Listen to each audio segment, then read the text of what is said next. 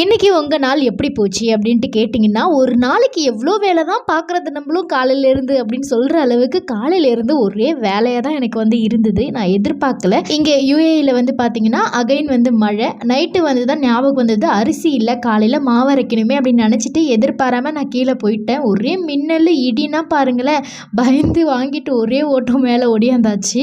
Next day morning வந்து பார்த்தீங்கன்னா, மாவு அரைக்கிற வேலை இருந்தது. அது ஒரு சைடு ஓடிக்கிட்டு இருக்கு. இன்னொரு சைடு மீனை வந்து வாஷ் பண்ணிவிட்டு மீன் குழம்பு, அது கூட ரைஸ் அண்ட் ஃபிஷ் ஃப்ரை மாதிரி பண்ணிக்கலாம் அப்படின்ட்டு அதுக்காக தான் வந்து ரெடி பண்ணியிருந்தேன். கையோட லஞ்ச் ஒர்க்கும் வந்து முடிச்சுட்டு கிரைண்டரையும் வாஷ் பண்ணி எடுத்து வச்சாச்சு. நிறைய பேர் வந்து இந்த மாவோட ரேஷியோ அண்ட் தனியாக வந்து வீடியோ போட சொல்லி கேட்டிருந்தீங்க. இது கூட சேர்த்து போடாமல் இன்ஷால்லா சீக்கிரம் போடுறேன்.